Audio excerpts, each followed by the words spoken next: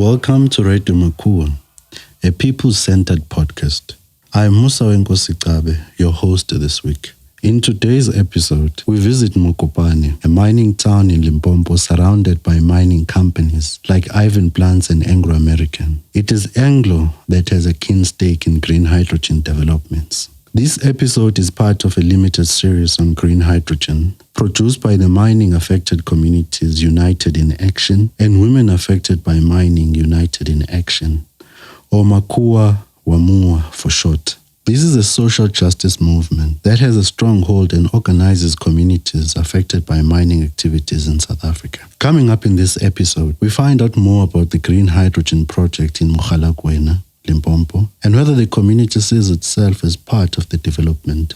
The impacts are very negative, to be honest. So they range from different aspects. One, these dump sites, they are causing air pollution. So they are radioactive. Some of them, the chemicals that they are using to blast, they cause a lot of dust. The same dust goes to the villages. Most of the people now are having respiratory issues. So the just energy transition should not leave the communities behind. They should on the investment plan. They are stating the budgets of all those projects, but they are not stating the budgets of skills development. The community benefit. MACUA is the first step in the valley, so it's the first stage. The European market is working towards introducing specific taxes on goods that are carbon intensive in its initiative to decarbonize. This poses obvious challenges, particularly to the global south. For example, the future of work and retaining existing employment opportunities in the global south. In mitigating the adverse effects of this development, some governments are taking the matter to the World Trade Organization. Others and industries in the global south have begun to initiate programs to mitigate against the losses of jobs. In Mokopane, there is Musawenkosi Platinum Mine, owned by Anglo American, and as part of its sustainable mining, plans to invest in the green hydrogen economy. Despite having paused on the green hydrogen project, in 2021, Anglo American introduced the world's largest hydrogen-powered fuel cell mine truck at their mine in Musawenkosi. Anglo American was also looking at playing a pivotal role in South Africa's economic strategy of generating green hydrogen. Part of the reason why Musawenkosi Platinum Mine was earmarked for green hydrogen is mainly because platinum is a key mineral in the electrolyzers needed to produce green hydrogen as a fuel and in fuel cells to generate electricity from hydrogen. To learn about what role do communities of Mokopane play in the process of green energy transition, I tagged along with community activists and members of MACUA and WAMUA who traveled to the area to conduct social audits, engaging communities on their challenges and fears about green hydrogen and whether this process is inclusive to marginalized communities.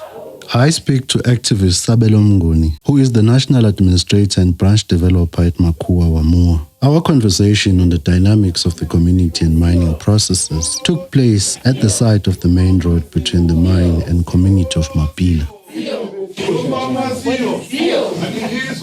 Yeah, okay, at the moment we're in Mokopane, Limpopo province. So in a community called Mapila. Mapila is a village. Yeah, so it's an area. It's a vast area with almost 40 plus villages. So Mapila is known for mining for platinum deposits.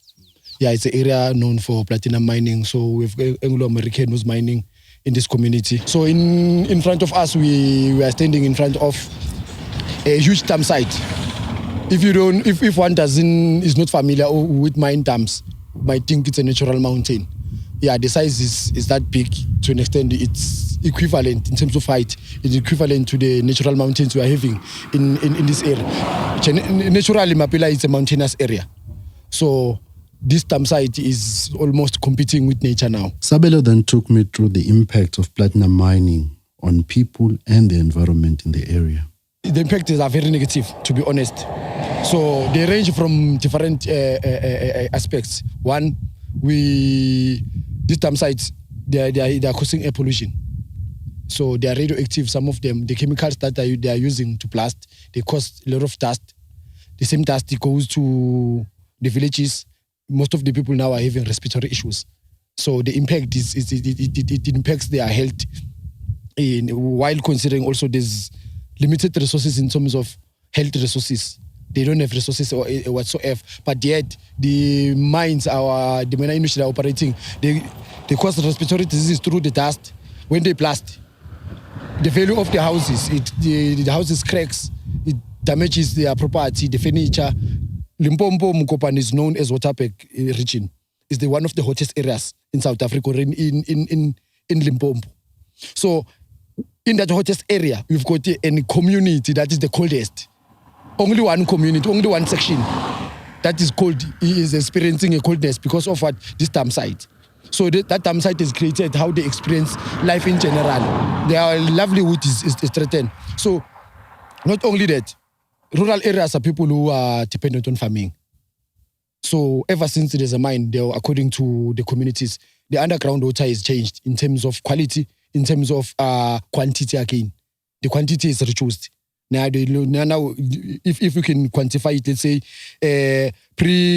early days of mining, they will collect 10 liters. Nowadays, they collect 3-4 liters. So almost 60% of the water resources underground have been lost through this mining, especially these dam sites. So again, another thing, it contaminates the land.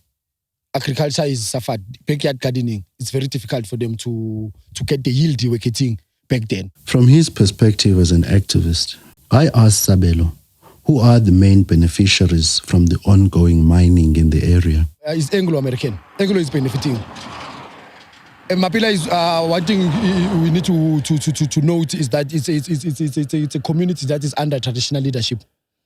So what has happened is the mining company has divided most of these traditional leaders. They also they've also captured some of them. There's no access to information for communities. There's no access for information for some of the traditional leaders. There's only few that is working with the mine. So administratively, it causes division within the community. So yes, they are benefiting. They even, to an extent, to show that they've got capital now, they're building their own energy resource. It takes a lot of resources. It means they were able to save enough.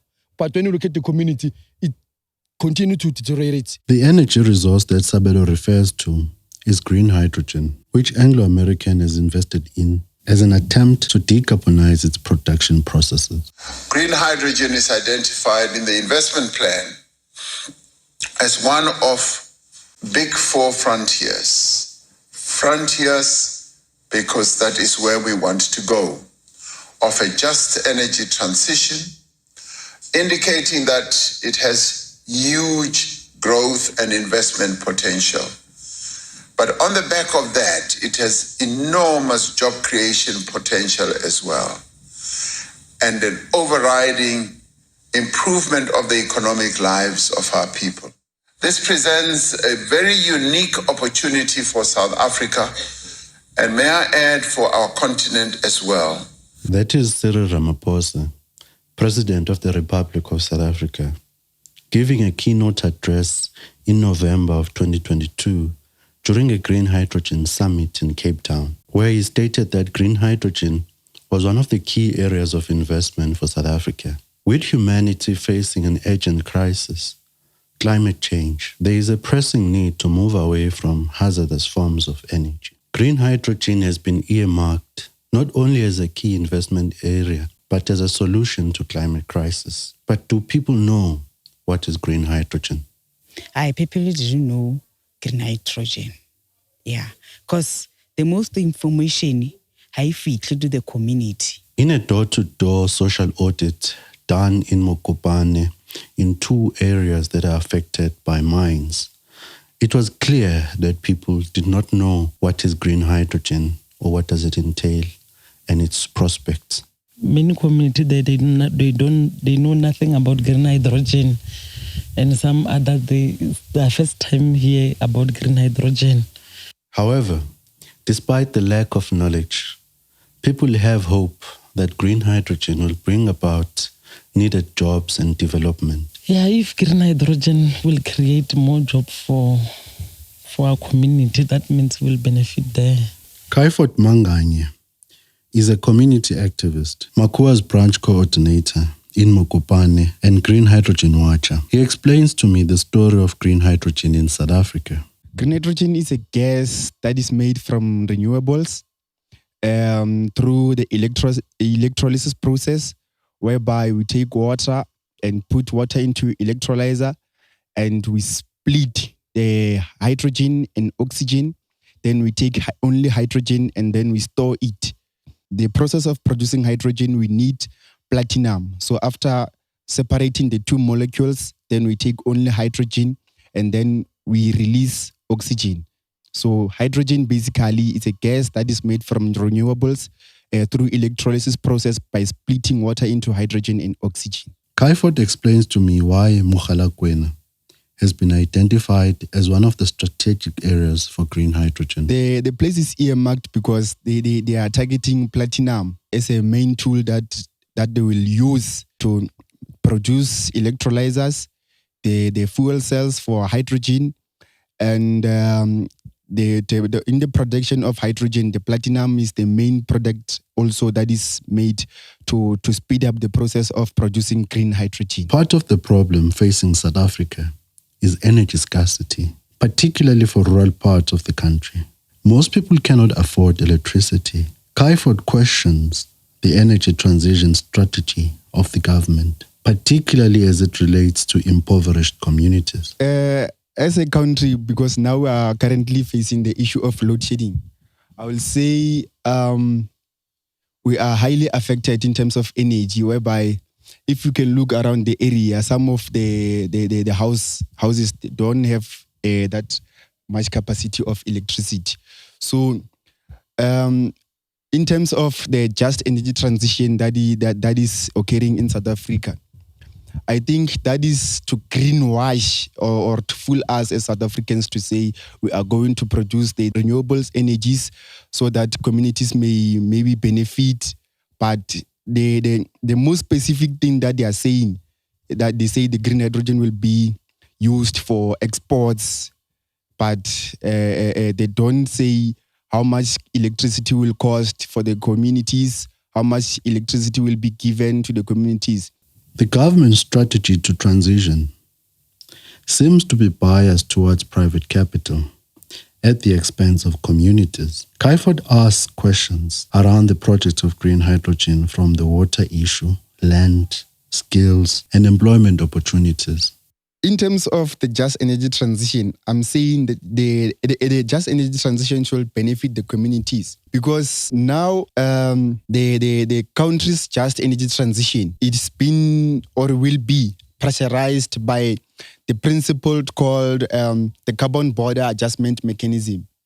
There are steps that they're using now to produce some of colors of hydrogen, which is blue, whereby they use the carbon capture utilization storage. But now, the just energy transition, it seems like it is leaving the communities behind. As MACUA, we know and we saw the issue of hydrogen. So we developed a plan to go around the 22 village of Musawenkosi to engage the communities about the green hydrogen. The first question they have to ask is that, are you going to take our land to build the solars?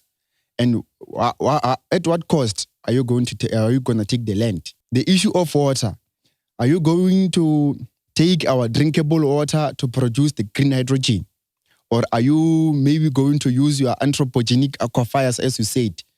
And also the issue of skills. Are you going to take the youth, especially the youth just ended matric, or those who have the tertiary qualifications? Are you going to take them to certain educational facilities to get skills so that they can be employed by these green hydrogen departments? Or are you going to, again, into the issue of land, are you going to take the land and destroy our culture? Because if you take the land and you relocate the cemeteries, which means I won't be able to maybe negotiate with my ancestors as usual, because you will be shifting then our ancestors, where are they? So this thing will be violating our right to culture as well. And issue again in terms of the relocations. If they want to relocate the communities whereby they want to build the solars, are the communities going to be taken to the land that is rehabilitated, or the land that is more fertile for the communities so that they can plant and maybe make small businesses for them to survive? There is an ongoing debate on the question of water and green hydrogen. How much water will be needed given the struggles of access to water? I don't know how much capacity of water they want to produce green hydrogen, but all the places around Mapela, Mokopane, we really struggle about water. So we should as affected communities make sure that we stand up and raise our voices and to say, the mine, where are you going to take the water? Will the company have to compete with the communities in terms of water? So currently in South Africa, the statistics says we have 15% of drinkable water. And around Mogalakwena, we don't have that much capacity of water. The community here has completely lost trust from the government and the mining companies that surround them, largely because of many unfulfilled promises of development in the area. The communities are tired. They don't trust anyone, because if you can look at the social and labor plan of Mogalakwena Anglo Mine and check the projects, the budgets were there, but the projects were not completed. So that is why the communities are tired to say, we no longer want anything to do with the mine. We just want to live as we were living at first. Because the mine, we didn't find the mine here. The mine found us here. So, but we are not benefiting. But they are busy developing their SLPs each and every year, after 5 years when the SLP expires. So the just energy transition should not leave the communities behind. They should on the investment plan. They are stating the budgets of all those projects, but they are not stating the budgets of skills development, the community benefits sharing. So those are the questions that we have to tackle as civil organizations for the affected communities. That was community activist and branch coordinator Caiford Manganye. Do stay with us as we get further insight from a researcher of green hydrogen in South Africa.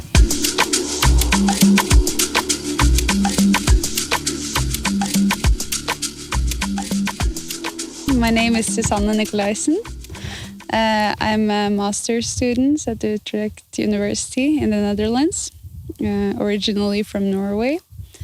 What I do here is that I look into the green hydrogen project that is being developed or proposed for the area of Mapela and Mokopane. My conversation with Susan took place underneath a tree next to Mogalakwena Platinum Mines dump. There are cars passing by and bell sounds from grazing goats.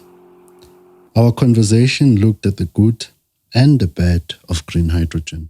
Yeah, for South Africa specifically, it can help reduce emissions because South Africa has a lot of industry which pollutes a lot, like the mines, which can help the local environment with the cleaner air, and also the overall country with cleaner air and more reliable energy is also the idea, so that they have an alternative energy source that can source out the need for coal and also stabilize the energy source and contribute to energy security, which is a big problem. You can also develop the economy, which is often talked about as the main contributor for South Africa.